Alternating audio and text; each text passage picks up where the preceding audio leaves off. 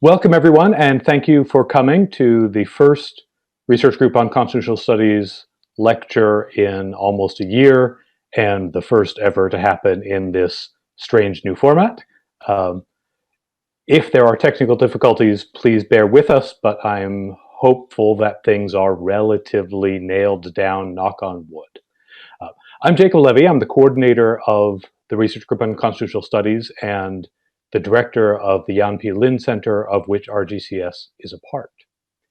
The Research Group on Constitutional Studies brings together scholars at McGill from undergraduates through graduate students, postdocs, faculty, and even the provost of the university, who work in allied areas of political theory, political philosophy, constitutional political science, legal theory, public law, and constitutional law, mainly drawn across all of those ranks from political science, philosophy, and law. RGCS has existed for 10 years and has programs for undergraduates and master's students, a program for PhD students, a substantial postdoctoral training program, in-house workshops for faculty and postdocs, as well as series of public-facing conferences and seminars. For most of that 10-year period, one of those programs has been the RGCS lecture series and debate series. The lecture series studies questions about the values, institutions, and principles of free societies, working like RGCS does as a whole at the intersection of the study of ideas and the study of institutions, treating the empirical study of politics and normative and ideational and historical studies of politics and political life as closely allied, along with legal and jurisprudential studies. In the RGCS lecture series, we aim to bring scholars, preferably as often as possible from a multidisciplinary background across some combination of the social sciences, philosophy, history, and law, who are accomplished scholars and also excellent teachers, aiming to overcome an all too common division within academia between researchers who travel to present their work to researchers and entertainers who travel to present pseudo ideas to undergraduates. The undergraduates are capable of hearing and learning much more serious and accomplished work, and very many excellent researchers are also excellent teachers and are able to present ideas in ways that draw on their serious cutting-edge research and yet are accessible to student audiences. Or so we've always thought, and so I think the RGCS lecture series has by now a track record in showing to be true. RGCS is a component unit of the Jan P. Lind Center for the Study of Freedom and Global Orders in the Ancient and Modern Worlds, a center engaged in the humanistic, normative, and historical fields of social inquiry, spanning history, classics, architecture, urban planning, politics and political theory, and more.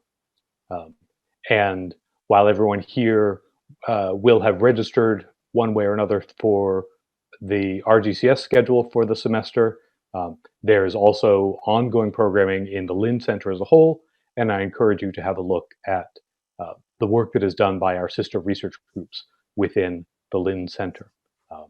We are delighted this evening to be joined by Dr. Jan P. Lind, PhD, class of 1992 from McGill, in virtual person. The series is supported not only by the Lind Center itself, but also from grants from our supporters at the Institute for Liberal Studies and the John Dobson Foundation, for which we're very grateful. I said that we aim to bring scholars who come from a multidisciplinary background and who combine excellence in research with excellence in teaching. This makes us especially grateful to be able to welcome Michael Munger. It has been, as some of you will have heard us chatting about at the outset, it has been quite a long time that we've been trying to bring Professor Munger to the RGCS lecture series. This is our third scheduled attempt.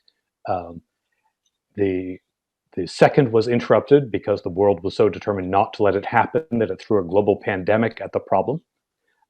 And we finally threw up our hands and decided it was better to get Professor Munger in this format than not to have him at all, though I regret that that means the students won't get the chance to meet and to talk with him in person. Michael Munger is what we refer to as a recovering economist. Um, he had his PhD in economics under the supervision of Barry Weingast, whom some of you will remember from the Political Theory and Political Science conference a few years ago, and the Nobel Prize winner Douglas North. Uh, but after not very long, including a stint as a staff economist at the Federal Trade Commission, he thought better of it and has spent the rest of his very accomplished career making critically important contributions to the study of politics and political science, drawing on disciplinary and methodological tools acquired as an economist, but turning them to the study of questions of collective choice in politics. He is a multiply honored um, teacher at Duke University, where he has spent most of his career after teaching at Dartmouth and the University of North Carolina at Chapel Hill. He's received university-wide awards for his teaching. He is a past president of the Public Choice Society, a past editor of Public Choice, a current co-editor of the Independent Review, and is the author of a wide number of articles and a substantial number of books, including Ideology and the Theory of Public Choice, Analytical Politics, Analyzing Policy, The Thing Itself, Essays on Academics and the State, Choosing in Groups, Tomorrow 3.0, Transaction Costs and the Sharing Economy, and Is Capitalism Sustainable, published last year by the American Institute for Economic Research, where he is a senior fellow. Tomorrow 3.0 and Choosing in Groups are the two books from which one student will be able to select when randomly drawn later on in our session for a free book giveaway. And with that much introduction out of the way, please join me in welcoming virtually as best as we can to McGill and to the Research Group on Constitutional Studies, Professor Michael Munger. Thank you. Thanks very much. And we've already gotten farther than we have before, so I'm going to assume that this is going to go well. So I have shared my screen. Let me ask, can you see that? Because it doesn't always work. Yes, okay, good. Yes. So the first part of the title is The Road to Cronyism. And you may recognize that that is a riff on Friedrich Hayek's famous book, The Road to Serfdom. And the story is in some ways parallel, and I'll take that more of that up later on. But I want to start by raising what I think is one of the big questions. So in Cicero, of Duty, tells the story of Quintus Scaevola, the son of Publius.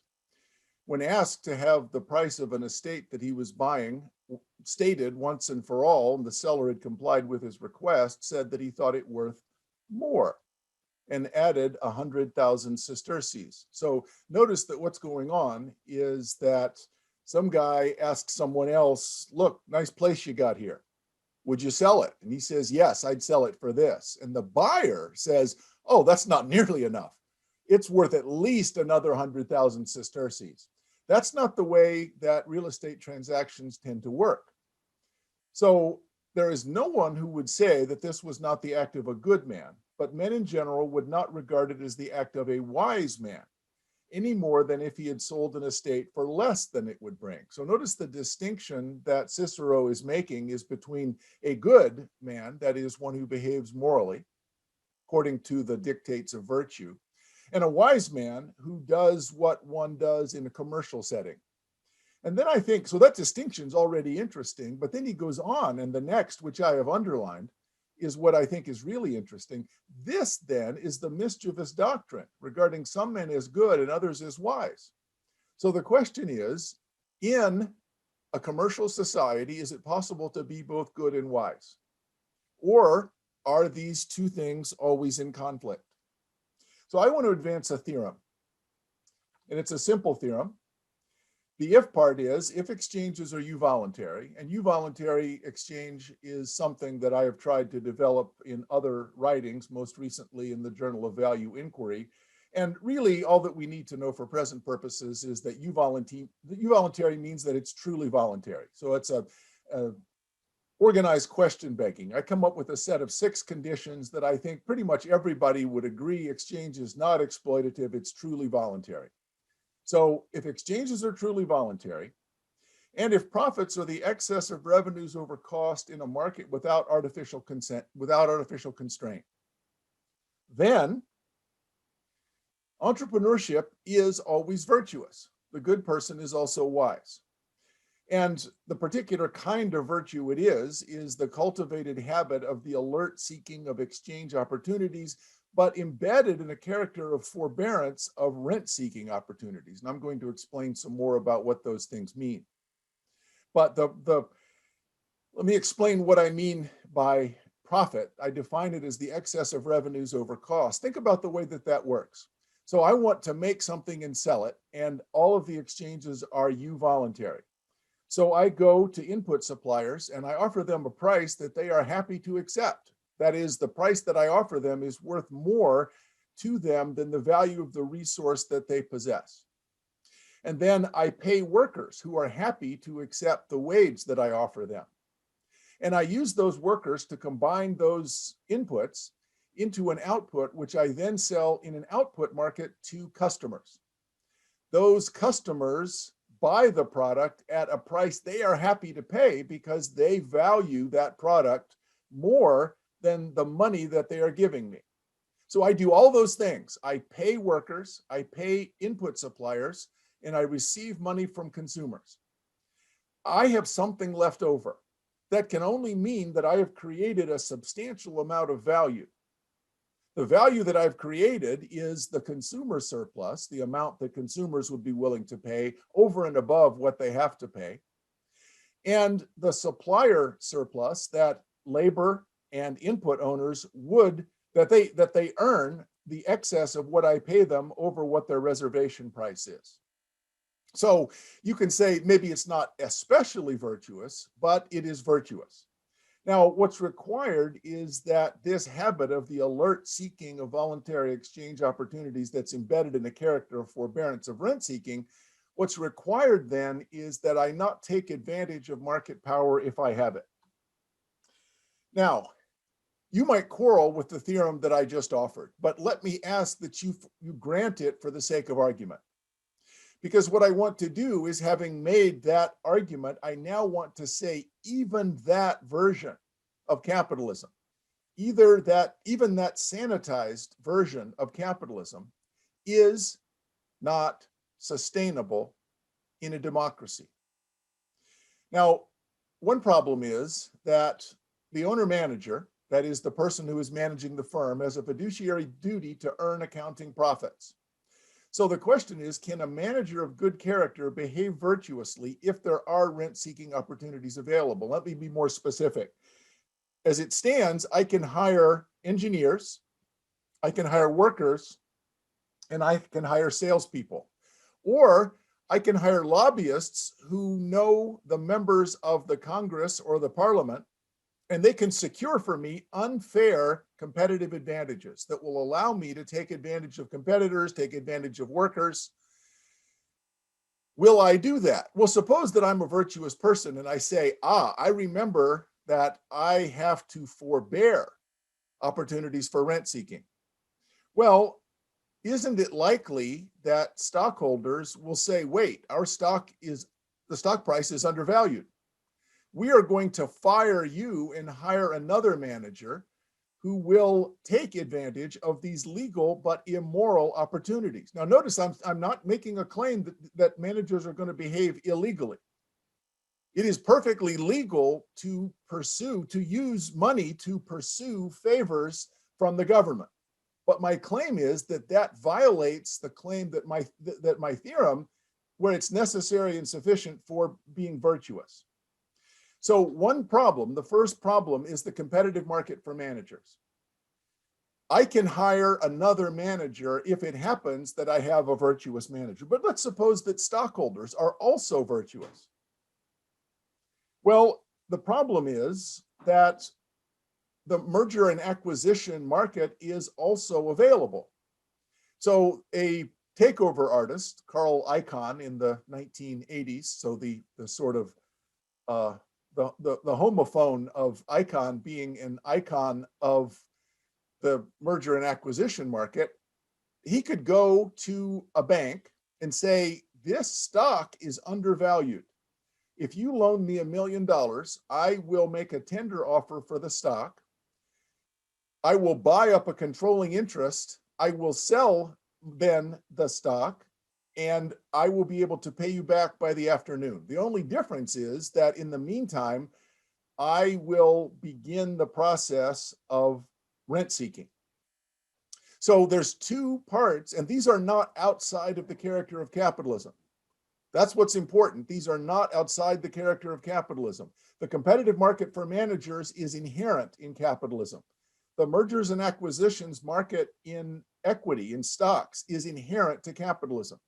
Those two things, either one means that my version of idealized capitalism is not sustainable if it is possible to engage in rent seeking.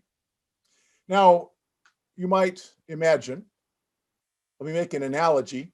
This actually is the plan of the Death Star that the people in Rogue One, I don't mean to have any spoilers, but the people in Rogue One died obtaining this plan there on the left, because it turns out that there is a thermal port that goes all the way from the surface to the central reactor.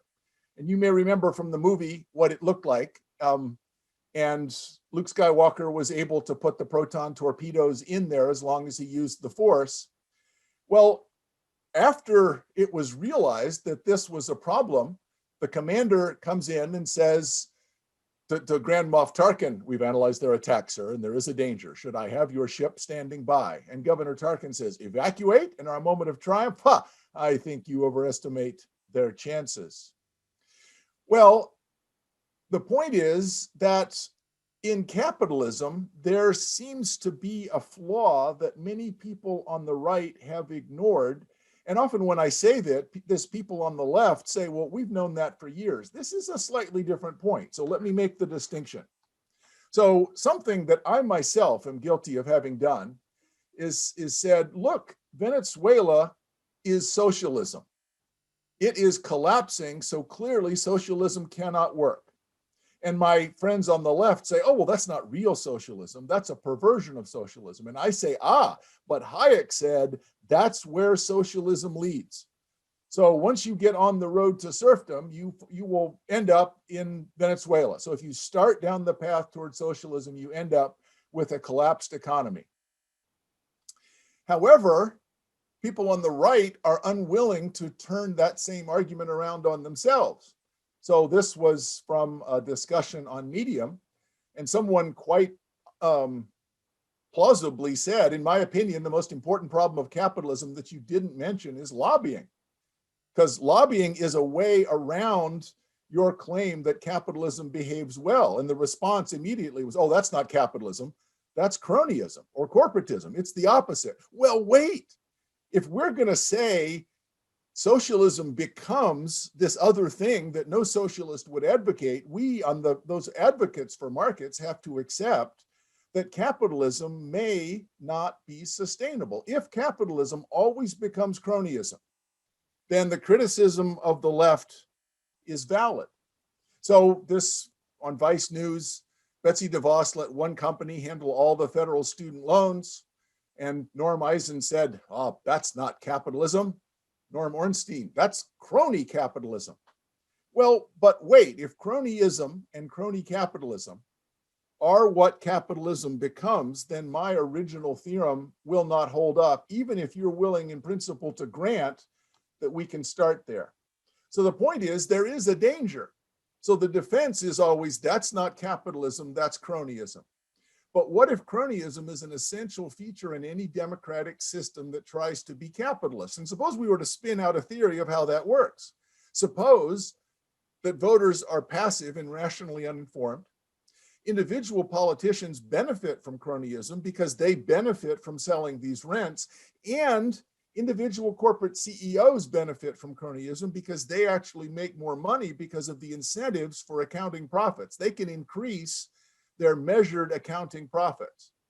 So the only hope for one would be for one of those groups to act morally, recognizing that cronyism is harmful to the system. And is at this point that it's kind of shocking to me that it's fairly easy. Remember, public choice people and economists usually want to make the argument, what we need to do is assume that people act in their self-interest. And the advantage of markets is that people acting only in their self-interest always deliver what's good for society. And then if you say, yeah, but what about cronyism? They say, oh, well, we need good people. Well, wait, that's the one thing you say we cannot assume. The point is, we don't have to talk about virtue. Public choice people say, virtue, unimportant. Economists say, no, we don't need good people. All we need is good rules. So the point is, the one thing that market advocates cannot invoke without changing their system quite a bit is virtue, which is why I started out with the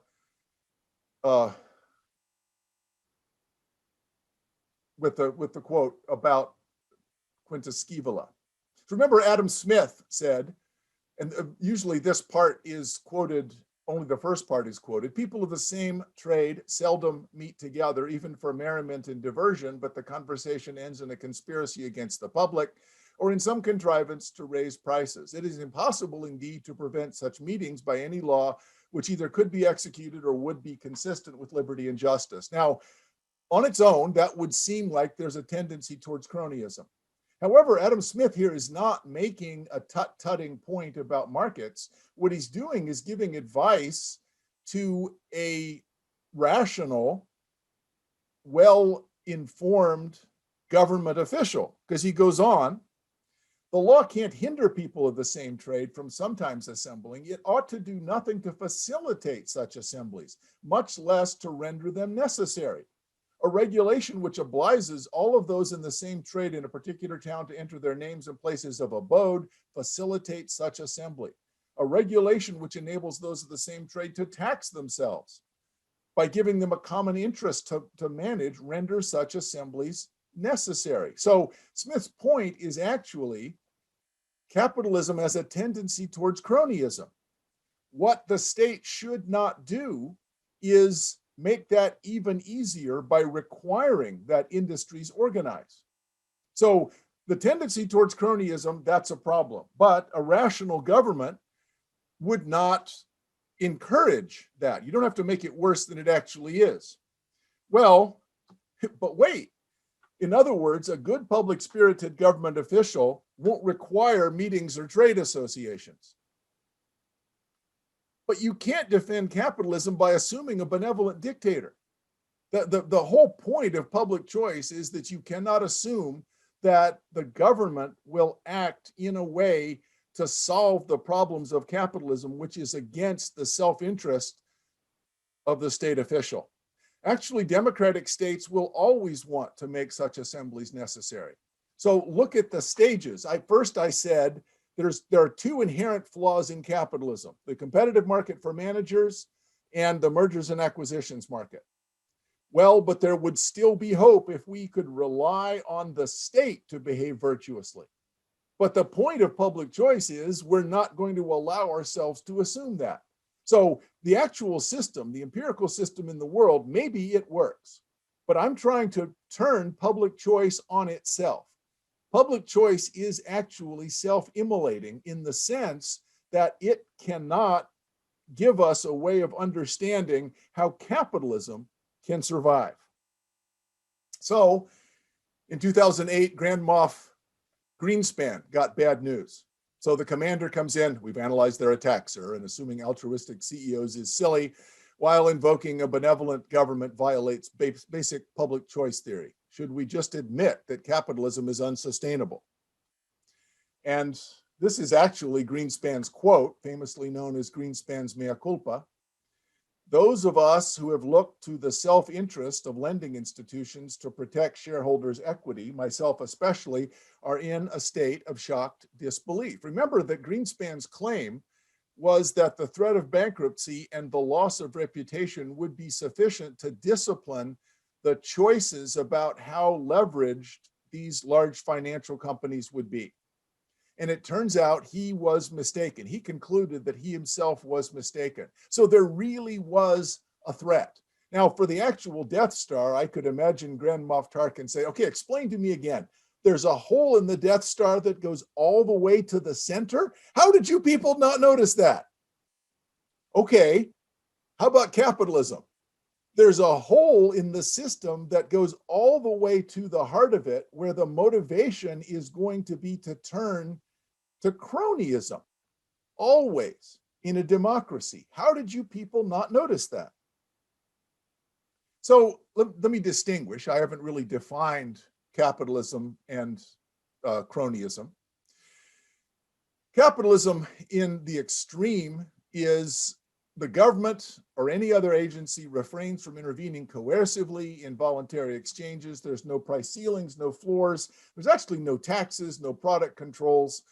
The point is, government neither resorts to aggression nor does it sanction its use by others. In other words, there really has never been a capitalist system. All systems are mixed. Cronyism is a social system where the government intervenes aggressively into the economy, typically with political instruments that benefit corporations and enterprises to the detriment of smaller businesses and private citizens. So we have a lot of theory in public choice that explains the problem of collective action, that tells us the circumstances under which we would expect the profitability of the pursuit of lobbying to exceed the profitability of the honest production of good products at a low price. So all too often, market advocates envision real-world capitalism as retaining many of the features of their own ideal theory of competitive equilibrium models. And notice what I'm trying to do here over and over again is turn what usually is a criticism made by defenders of markets onto defenders of markets themselves. Because usually what happens is defenders of markets say, oh, this ideal theory about socialism, it'll never actually work empirically. Well, what if we do the same thing, though, to markets? So when opponents criticize some aspect of markets, say Solyndра's highly subsidized collapse, or Martin Shkreli's use of FDA procedures to squelch competition, we don't defend it. We say, well, wait, that's not capitalism. That's crony capitalism. So I don't know if you know Martin Shkreli, you probably know Martin Shkreli's name. The reason that Martin Shkreli was able to buy up the rights to produce this drug, at the time he bought it, he was selling it for $1 a pill. Within a month, they were selling it for $800 a pill. And there weren't many people who bought it, but those who needed it actually had to have it. And the interesting thing was, it was a generic pill. That is, it was not under patent. Why was he able to do this? And the answer is, the Obama Food and Drug Administration had said, you know, we don't have enough control over the way that generic drugs are produced. And so we're going to do two things. First, to ensure that there's enough producers, you are not able to enter the market unless you get the permission of the other people who are producing this drug. Now, how is that going to go? If I have to ask Martin Shkreli if I can produce this drug, he's probably going to say, I don't think so. We're going to hold this up for a while. And second, it takes a year or more to get the license to produce the drug because you have to go through something close to a drug trial, just as if you were getting the patent. So the FDA, I think, honestly, never recognized that this could be used for cronyism. So what Martin Shkreli did was, after he bought the rights, he filed protests against anyone else who tried to produce this generic drug. So that's not capitalism. That's crony capitalism, but it was highly profitable. Now, you can say, oh, that's not a market failure, that's a government failure. Well, maybe, but notice that Martin Shkreli was the capitalist who made a perfectly, I would say, rational choice. I can make this product cheaper and I can market it better, or I can just use the rules to increase my profits by 8 million%. Any rational person who was wise but not good would have done what Shkreli did. So then might not a modern Hayek, but of the left, be tempted to write The Road to Crony Capitalism. And the thesis would be that capitalism is not sustainable, and any attempt to set up capitalism in democracies is a step towards crony capitalism. So let me remind you, these are three standard public choice tenets. Businesses maximize accounting profits. Politicians seek to maximize power, including their re-election probabilities. Voters are poorly organized and poorly informed, and it's all rational. All three of these groups are behaving rationally. If we take those three things together, it means that capitalism is unsustainable and always converts to cronyism. Now, profits are the excess of revenue from selling a product after the costs are subtracted. If the exchange is voluntary, each person buying the product must think she's better off. Entrepreneurs then seek profits and are trying to create value. Where is the value? The value is not in the profit. The value is in the difference between the price I sell it for and the amount that consumers would be willing to pay. And one problem is, it's always hard to evaluate that. I actually have an article speculating about what it would be like. Suppose the only store in the entire world, the only place you could buy stuff was a Walmart. And at the door of the Walmart, instead of an elderly guy who helps you get a cart, there is a magic ticket taker who can read your mind about the value of all the things that you want to come in there and buy. Well, if it was the only place to buy water in the world, how much would you pay for water? If it was the only place to buy food, if it was the only place to buy medicine or glasses, think of the value that you get from those things. Now, we don't have to pay that because in a competitive system, profits are driven down. But the value that is created by having access to a competitive market system is a gigantic public good. Having access to a commercial system is a gigantic public good. The amount of benefit to consumers to be able to go to a grocery store and for a low price be able to buy all of these different products it's so large it's probably unmeasurable. So that's the argument for capitalism. Rent-seeking, though, is a competition for an artificial prize or benefit that's created either by taking money from taxpayers and trying to give it away, or a restriction on competition that allows an artificial increase in prices for products sold.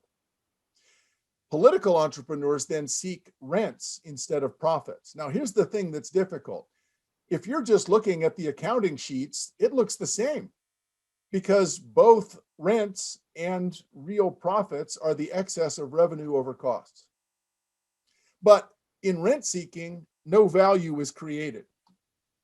So if we think of honest profit as being price times the amount that's produced minus the cost of capital minus the cost of labor, are there any parts of that which a rational entrepreneur, a rational political entrepreneur, might approach the state for help?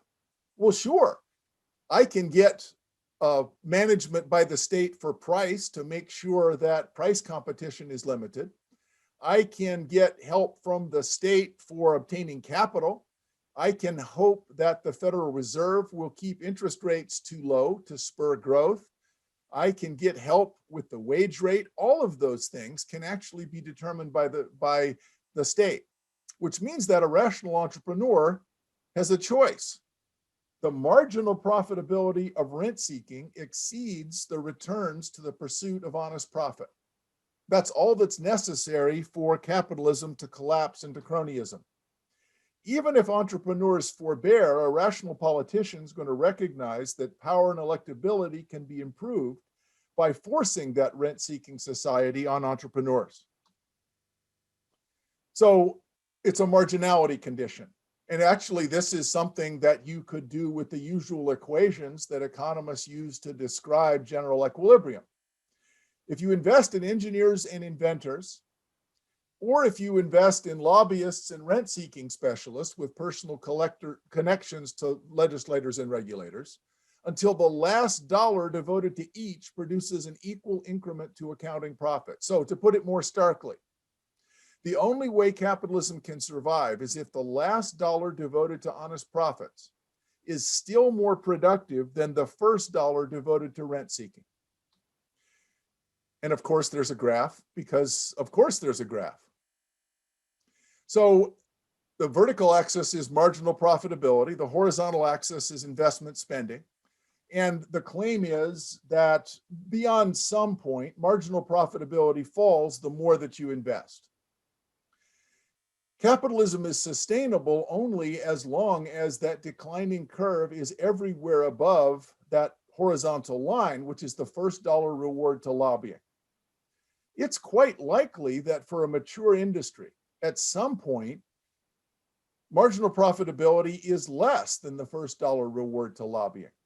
So maybe we can talk more about this during questions or discussion, but remember that Microsoft at first didn't have any lobbyists at all. And now they have an entire block in Washington that is represented by lobbyists. Now, you can say, oh, that's because the state went after them. Well, maybe it also meant that being in the position where you're also protected by the state is a big advantage.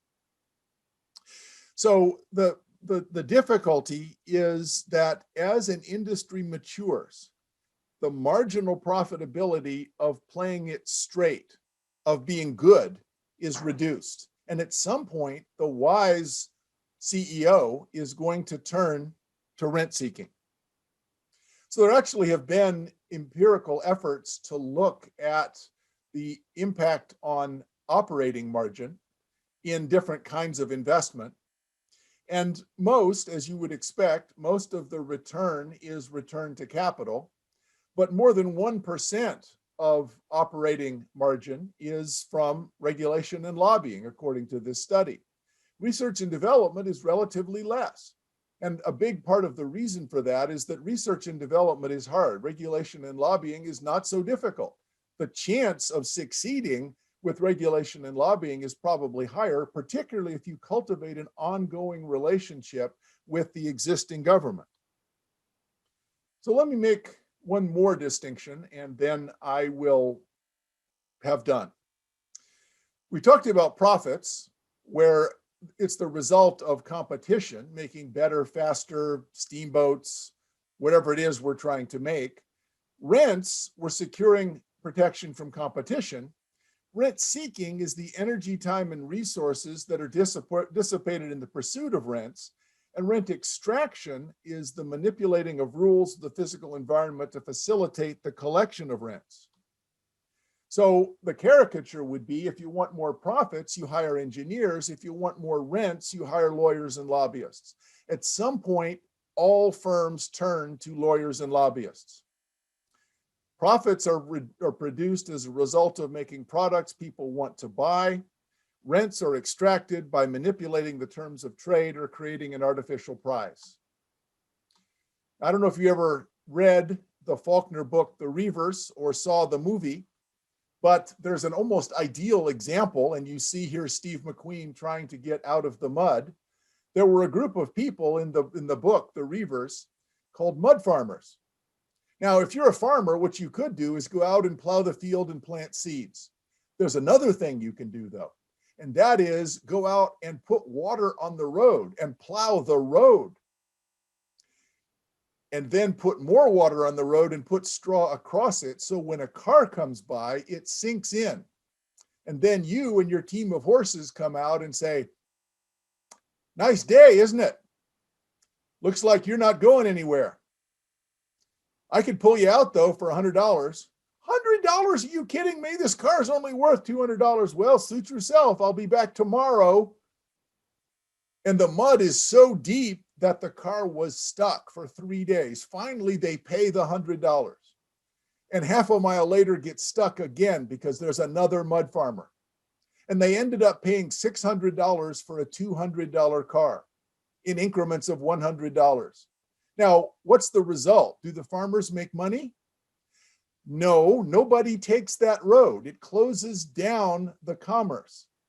So cronyism is also self-defeating, but it's individually rational for the mud farmers. Well, the original robber barons were along the Rhine River, and there was a big problem about 1250. 1250, we see the collapse of the Holy Roman Empire, and there was a 23-year interregnum between 1250 and 1273. And there was a proliferation of things that looked like this. And if you take a cruise along the Rhine River, you'll see all of these beautiful castles, but why are there so many beautiful castles right along here? And in particular, doesn't it seem kind of odd they would build it on the side of the hill rather than the top? That's not a very good defensive position. Well, the answer is they built it there so they could put enormous chains across the river. These are mud farmers, except that the original robber barons stopped ships and they would charge the barge to be able to go down the Rhine. After the collapse of the Holy Roman Empire in 1250, so many of these castles were built that commerce along the Rhine River completely stopped. So we all have an interest in preventing cronyism because the selling of benefits like this shuts down the market system. However, these entrepreneurs, these builders of castles, these were the original robber barons. So the robber barons that we think of now from the late 19th century in the United States, it was named, these were literally the robber barons along the Rhine River. So the dissipation of resources, there was a big war about whether or not you could build more castles. So the loss of consumer surplus is one loss because all of the ships stopped going. But then we also get the dissipation of resources from the competition to be able to charge the rents. Now, I'm obviously making an analogy. Is it really archaic? Well, if you want to get legislation through not the Rhine River Gorge, but the K Street Gorge in Washington, D.C., commerce has to pass through there. And all of those castles are built right along K Street. And if you look out those windows, what you see is generally men. These are highly educated, very sophisticated men. They have beautiful Italian shoes and $2,000 suits. They have really nice haircuts. And when you shake hands with them, they hold your hand a little longer than you're comfortable with. And they make a lot of eye contact. They're very affirmative. You look good. Have you lost weight? You know what? You and Alice and I and Jane, we should go out to Vail again. How are the kids doing? And he knows what college they go to. So this is an amazing amount of really top-level resources that are being devoted to something that is completely unproductive. And the reason is commerce has to pass through this gorge also. And all the predators crowd up along that passage, looking down from their elaborate steel and concrete fortresses. And we get more and more of them over time. So to sum up, the argument for capitalism rests on two factors. The real argument is the creation of consumer surplus. Profit is only the reward for creating consumer surplus. The rapid direction of liquid capital towards very high value opportunities is the reason why we have a financial system. So those are the two parts of the argument for capitalism. The first is the creation of consumer surplus rewarded by profit. And the argument for our financial system is the rapid direction of liquid capital. In fact, the one-word answer, if somebody says, what's the argument for capital? The one-word answer is liquidity. Liquidity is an enormously valuable thing, and societies that lack liquidity are very static. But there is a tendency to pursue higher accounting profits in the sense that revenues exceed cost by using coercive state power to manipulate the revenues and the costs. So that doesn't satisfy the profit test because it doesn't create consumer surplus. So I have some more examples to say about that, and some of my answers to questions might be pretty long because I want to reserve some time to talk about what you actually want to talk about. But that's the end of the first formal part of my talk. Great. Thank you very much, Mike. At Research Group on Constitutional Studies lectures, the first question is reserved for a member of the RGCS Student Fellowship, and I'll ask that people use the raise hand function in Zoom, and I'll call on questions as we go. And as always, I'm willing to be patient waiting for one of the student fellows. While we wait for the question, Professor Munger, maybe you'd like to explain the object behind you. There's a unicorn behind me, and there's also, of course, a unicorn here. I've written a lot about unicorns, and well, I'll just leave it at that. If you Google Munger unicorn video, your life will be changed, not necessarily in a good way. Be careful about Googling things like that, people. All right, Noah. All right, so I was wondering if it would be possible with laws somehow to kind of fix this lobbying situation, at least in part. Are there examples of countries effectively regulating lobbying or avoiding these issues? Some countries are more effective at it than others, but the ones that are effective are those that tend to have limits on permissionless innovation. And so the very thing that makes capital vital and allows liquidity to move quickly is the thing that makes this the most possible. So the United States, and to some extent England, have really open, vital, active financial systems. And they're two that are most susceptible to this. So let me tell one brief story about, you ask, could we have laws? Why would a rational politician pass such a law? You're actually assuming unicorns. So my friend, John Allison, who was the head of BB&T, a large bank that was headquartered in Charlotte, North Carolina, a large bank, in 2009 and 2010 was under a lot of pressure from the US Treasury Department to accept TARP funds, so the Toxic Asset Relief Program. So the Treasury Department would visit and say, we're expecting you to take some TARP funds. And John Allison's response was, look, in 2006, we decided that mortgage-backed securities were a Ponzi scheme, and we got out of them. We completely liquidated all of our position in mortgage-backed securities. So we aren't actually in any trouble. We're in good shape. Thanks for coming by. And then a higher level Treasury Department official came by, and I forgive my bad Italian caricature, but this is supposed to be like a mafia movie. Looks around and says, this is a nice bank you got here. It would be like a real shame if something was to happen to it. Who knows how these things get started? Like a fire, an audit. So basically, it was an overt threat.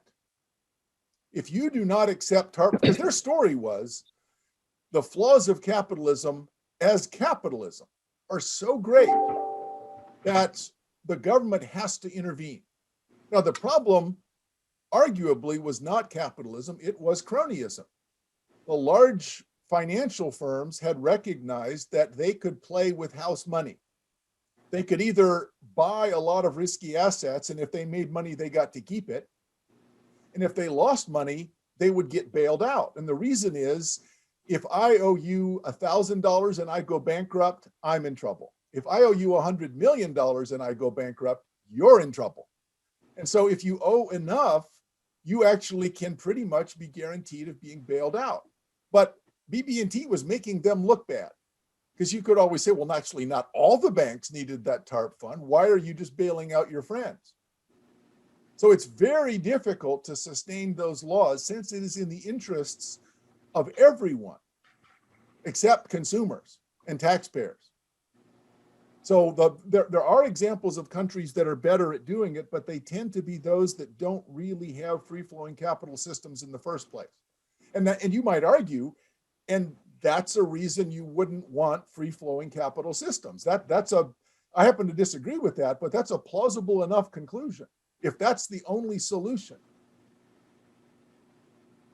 Nessie.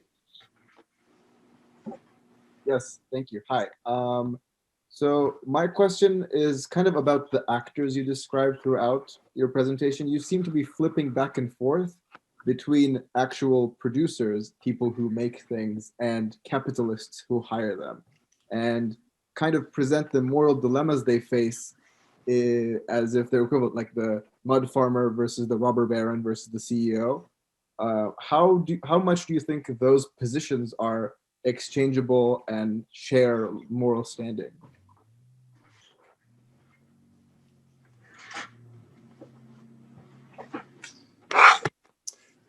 I guess at the level that I'm talking about them, they are pretty similar because, like Cicero's buyer, I have a choice about whether being good or wise.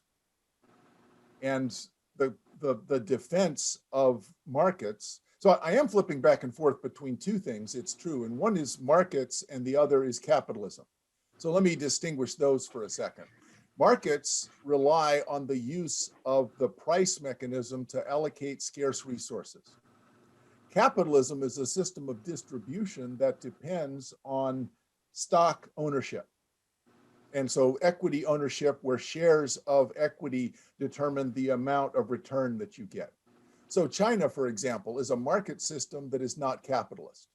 So there are systems that are market but not capitalist. China became a market system starting in about 1973. China and India were basically the same, not growing very fast. And then Deng Xiaoping said, okay, markets, and China took off. So the great enrichment that we have seen in China, probably one of the most interesting stories of the 20th century, was the reduction in poverty that came about as a result of the adoption of markets. Now, it's true that that's not capitalism in the sense that they don't have private ownership. What they do have is a price system that they use to allocate resources. So I guess I'm thinking at the level of producers, and we might have a dispute about what a producer is. I think labor is an employee, not a producer.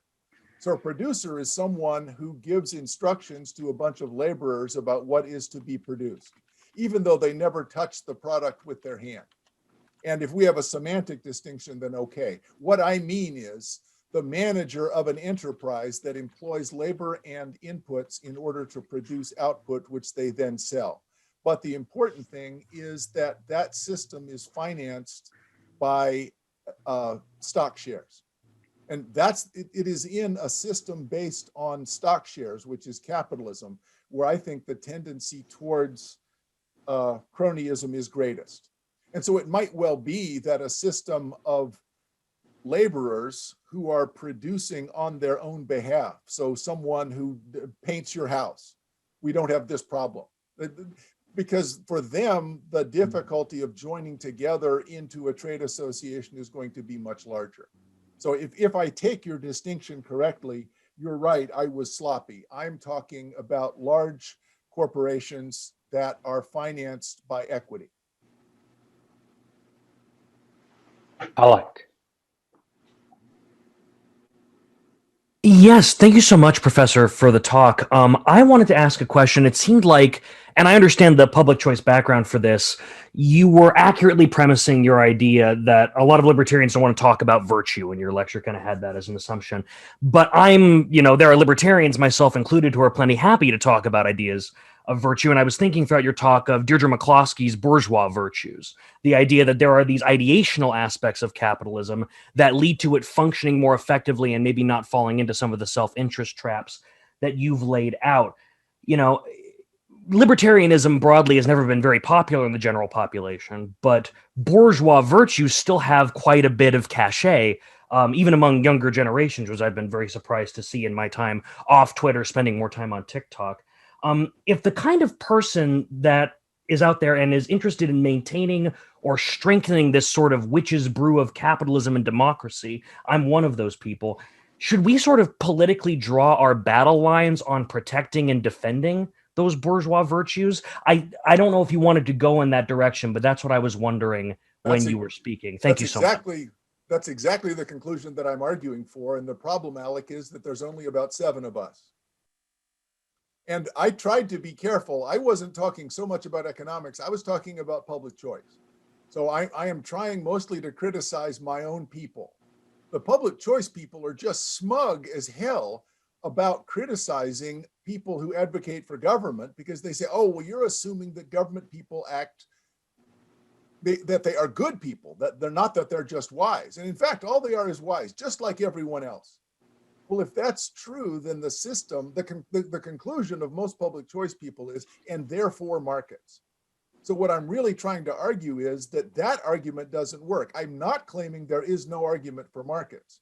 I am saying that the usual public choice argument for markets is at best facile.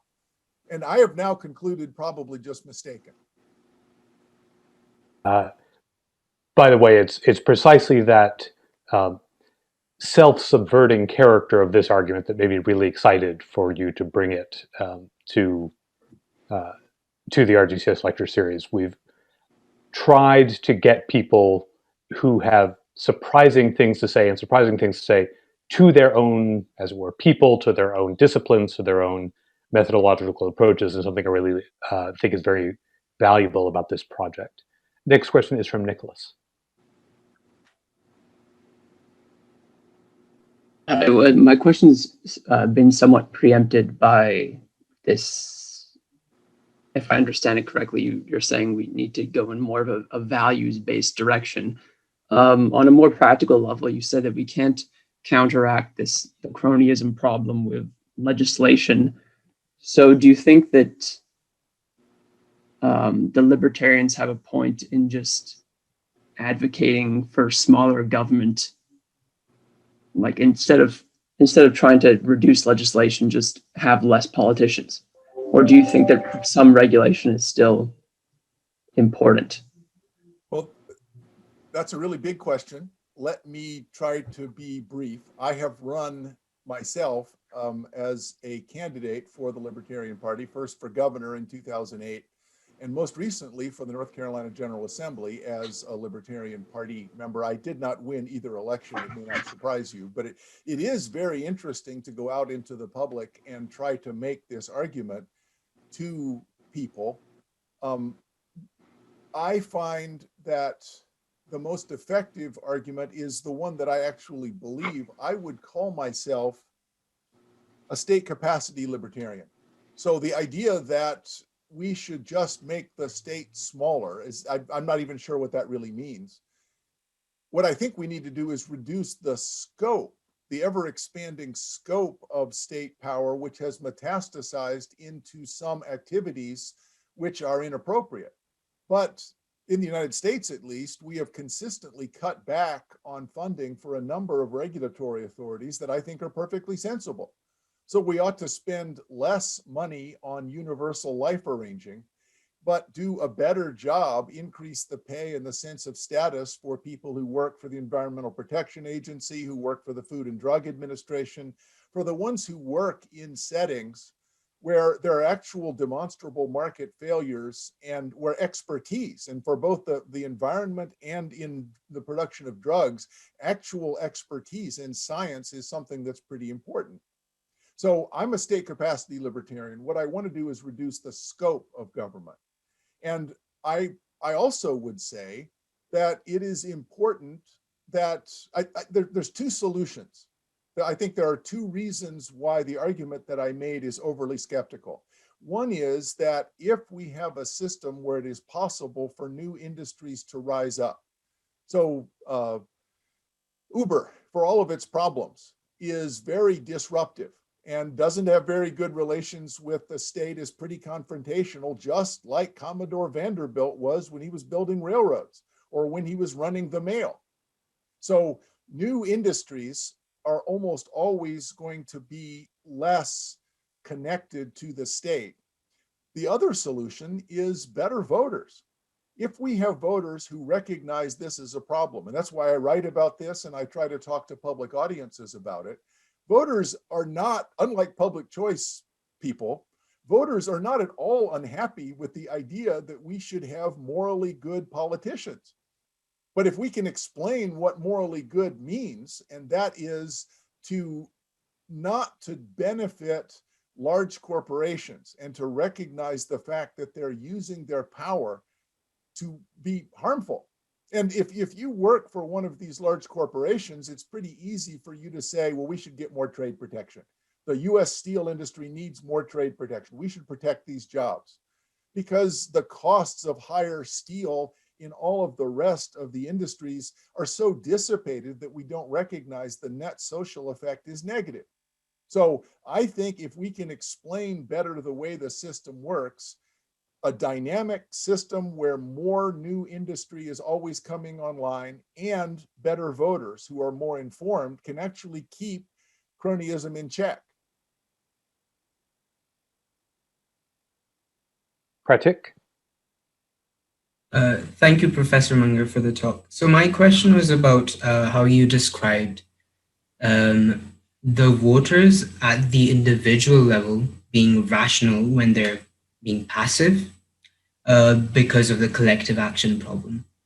So is the solution then to prevent the road to crony capitalism, is the solution then to sort of build up a collective rationality, a sense of collective rationality and a collective interest?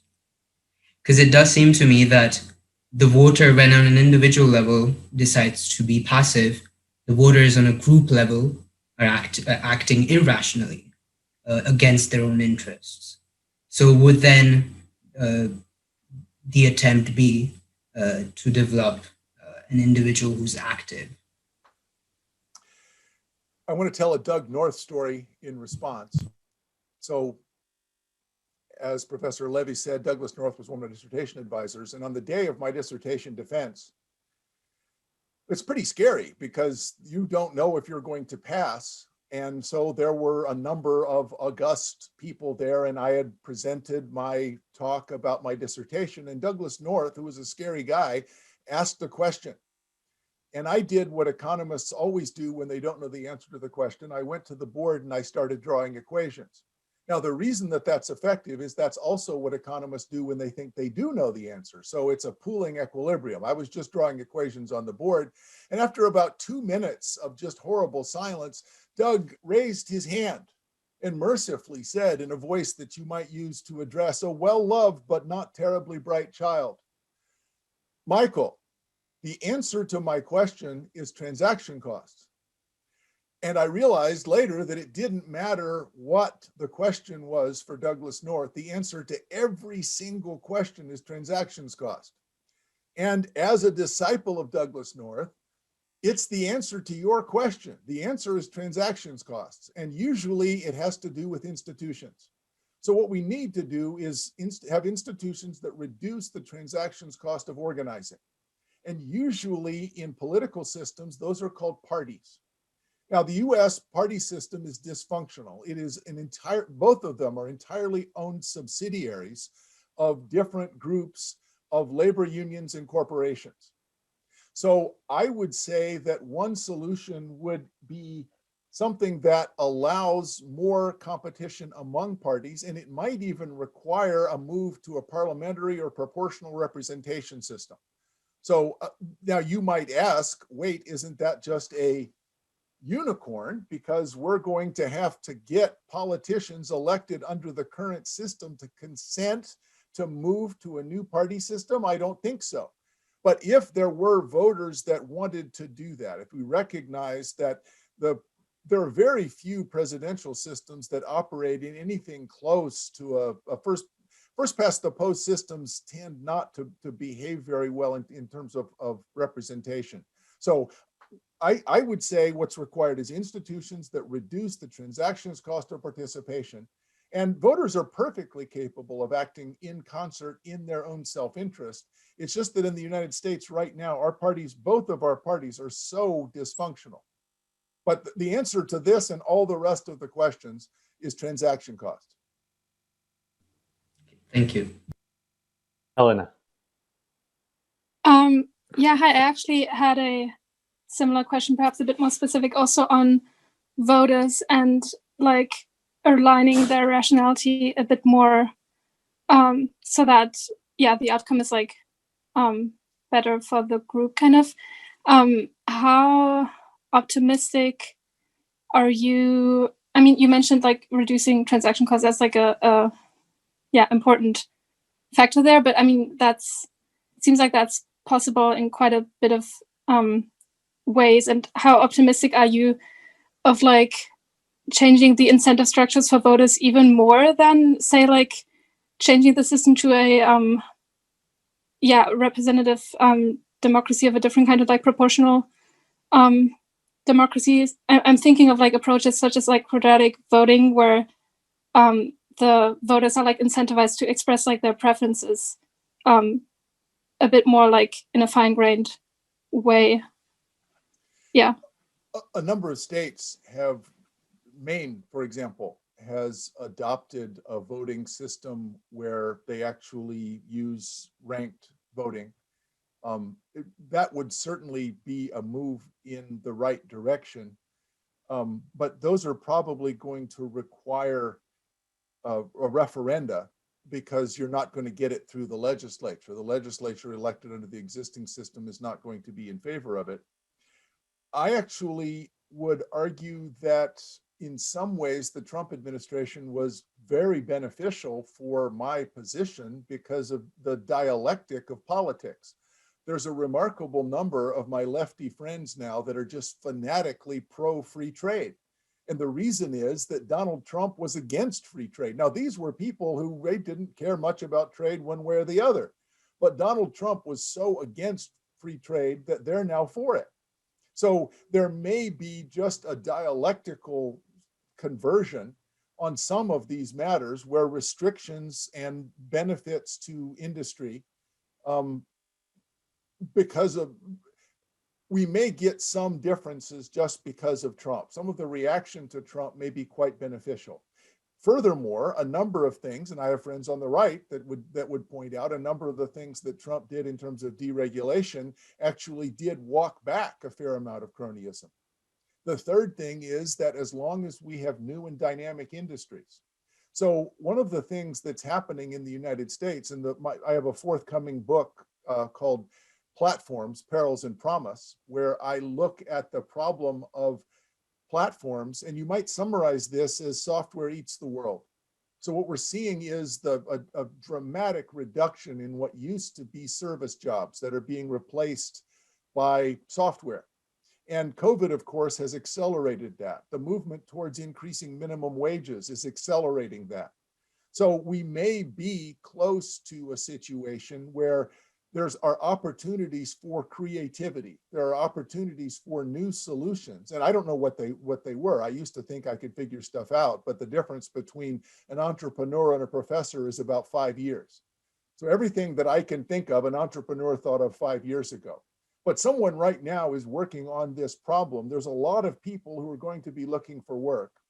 And they may be looking for work from home or from situations that are different from what used to be you had to drive to work because of COVID. We may never go back to the old working system. So I think in a setting where there's profound disruption, and that's certainly where we are now, there are a lot of opportunities. Anything that you can think of as a problem is actually a profit opportunity for an entrepreneur who's smarter than I am. And there are a lot of those. With the queue currently open, I'm going to ask a question on behalf of the graduate students who either have or are on their way to taking their exams in comparative politics. And the name of the question is Mansur Olson.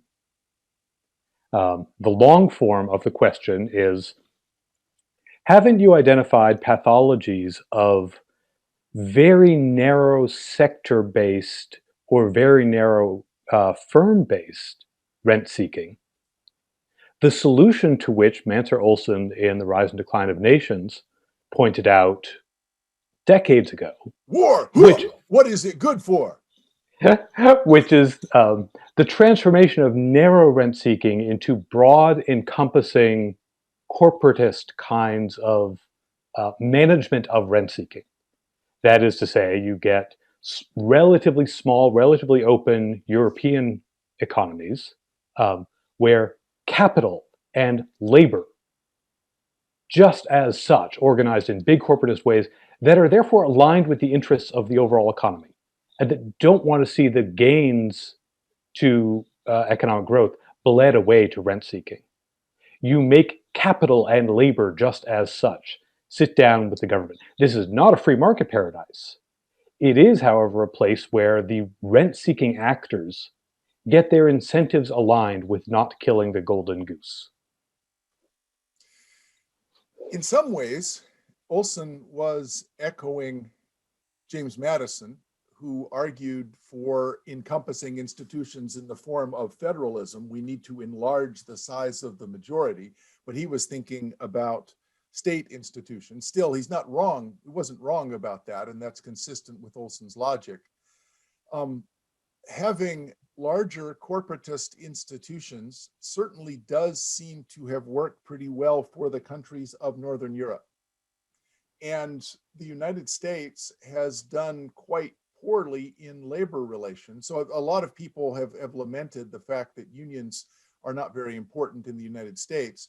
A difficulty is that for whatever reason, unions in the United States are much more confrontational and are much less involved. One way of solving that problem would be to put, and there's certainly going to be moves by the Biden administration to try to accomplish that, to give unions and to give labor more of a seat at the management table. Now, I'm a bit skeptical of that in the sense that I'm also a Coasian. And Ronald Coase, this may sound familiar, had an explanation for every problem, and it was transaction costs.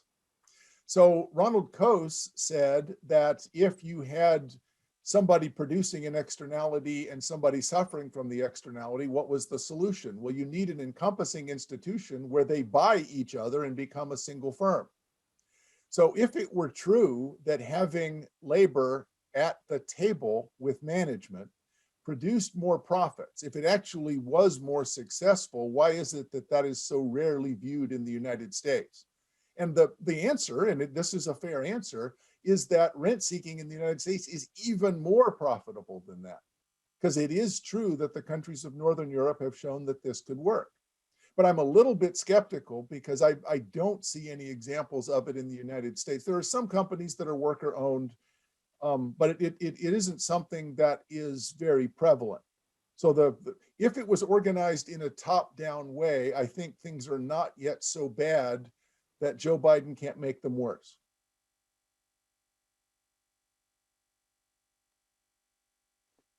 The floor is currently open.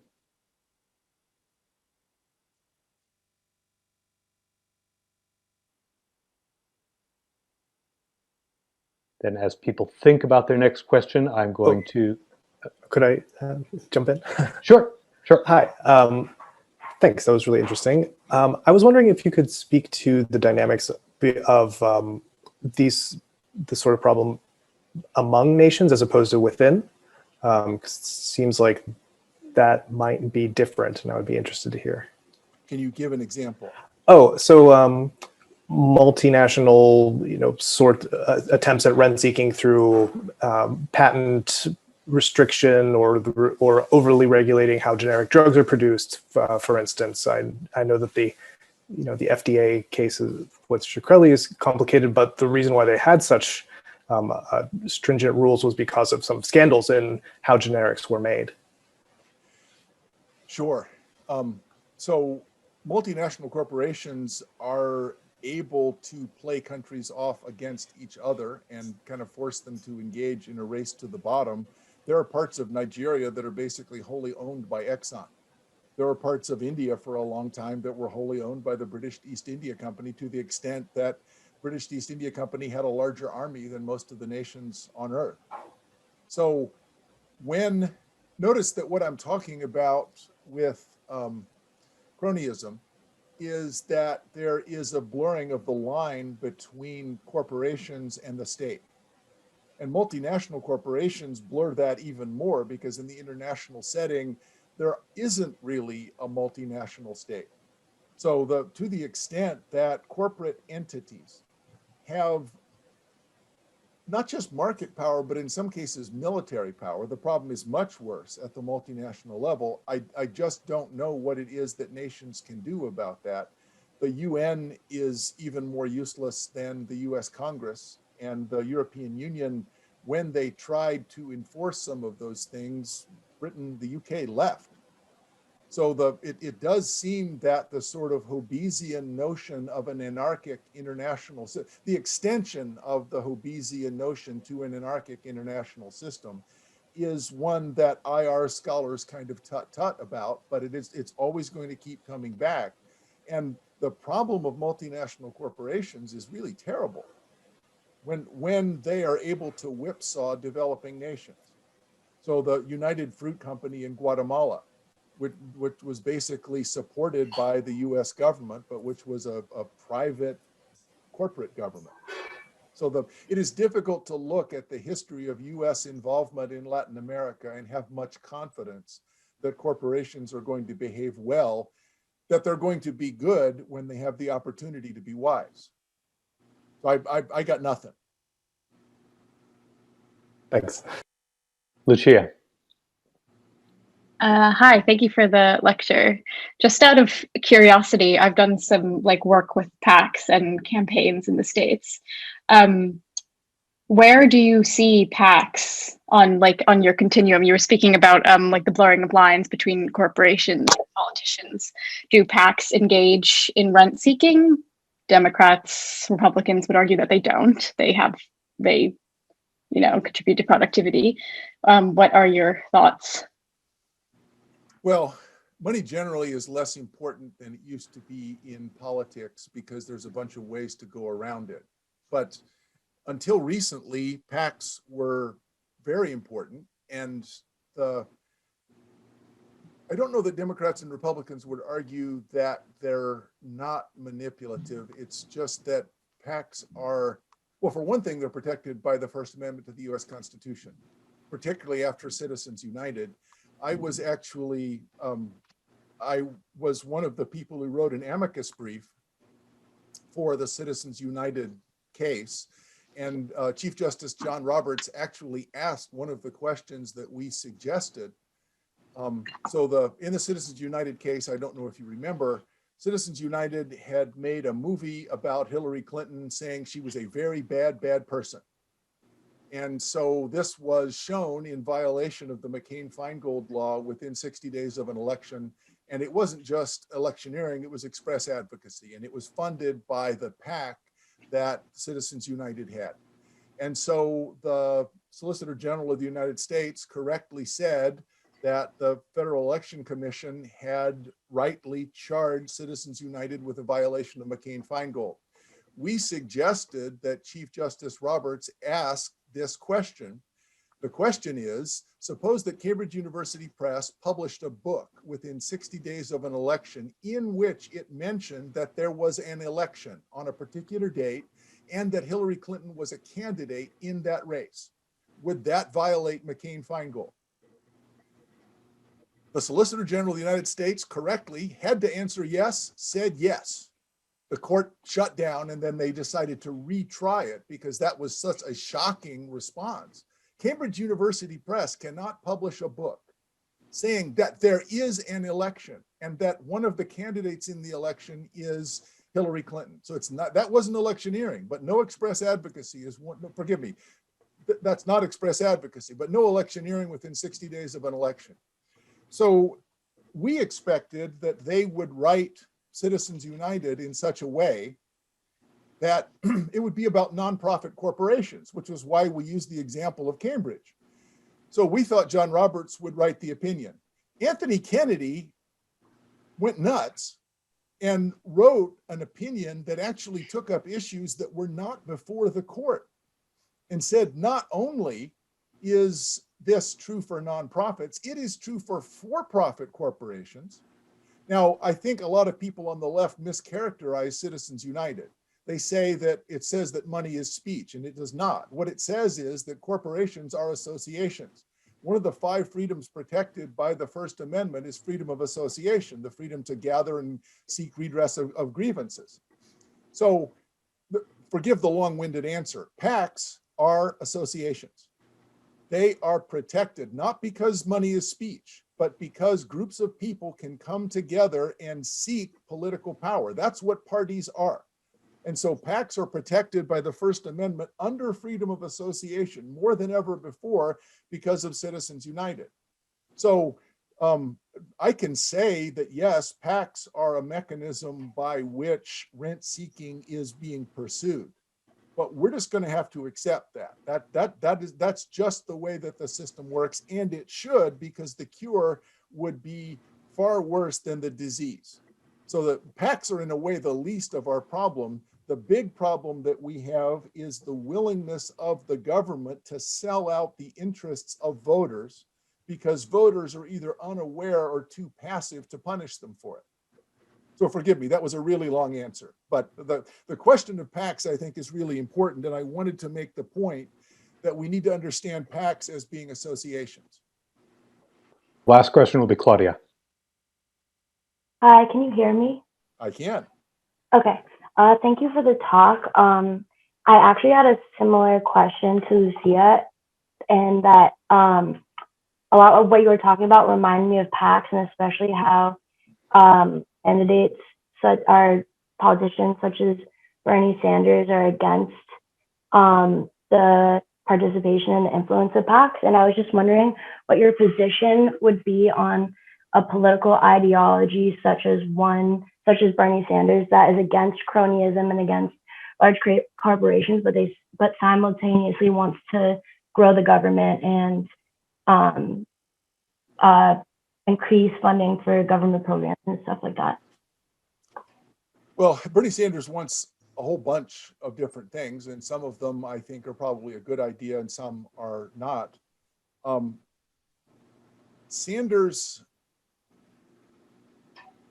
it seems to me that Sanders was too concerned about concentrated economic power, in the sense that money is just not as important as it used to be. Hillary Clinton spent nearly twice as much as Donald Trump. Many of the people who lost elections this past cycle spent much more. So spending is no longer the way to win elections. Money is not as important as it used to be. Now, so the focus on money by Bernie Sanders, I think, was largely symbolic. He also, though, had an emphasis on something more like populism. And I don't mean to use populism as an epithet. He had more of an interest on small, bottom-up organizations. Now, I think paradoxically, his solution to all sorts of problems where a decentralized solution would be the answer is a top-down government-imposed way of going about it. So I actually think that his goals are inconsistent with some of his means. His means are inconsistent with some of his goals. But Sanders' basic approach is to try to approach people directly, and then, if you listen to his rhetoric, to encourage spontaneously emergent groups. And I think that's the right way for politics to proceed. I'm just not sure, and this has been true for a long time, the progressive movement starting in the 1890s has said that voters are either incompetent or incapable of acting on their own. And so what we need, John Dewey, for example, would say that what we need is some countervailing force to act instead of voters. And I am more a fan of Sanders' rhetoric in those cases where he actually takes seriously the need to have spontaneously emergent organizations that are motivated by populism, rather than substitute a top-down that we assume is not going to be tainted with the very cronyism that it's supposed to try to be solving. During that answer, I rolled for the book giveaway. The first person who came up on the dice isn't in the room, and on the second roll, Lucia Winter was. So Lucia, think about whether you want to get either Tomorrow 3.0 or Choosing in Groups, and feel free to look at the description of those and let me know which it is you like. She wants tomorrow 3.0. Okay. But I'll wait for her to tell me so. That is my prediction, not my command. Okay. The next event in the RGCS lecture series will be 2 weeks from tonight when Teresa Bejan, Teresa, are you still here? No. Teresa Bejan will be speaking on egalitarianism before equality. The student fellows will reconvene with Professor Munger in 15 minutes on a Zoom link that you should already have received. But for the large group, please join me in thanking Professor Michael Munger. Thank you very much. Thanks so much. It was a pleasure. Thank you for your questions. Thank you for coming, everyone.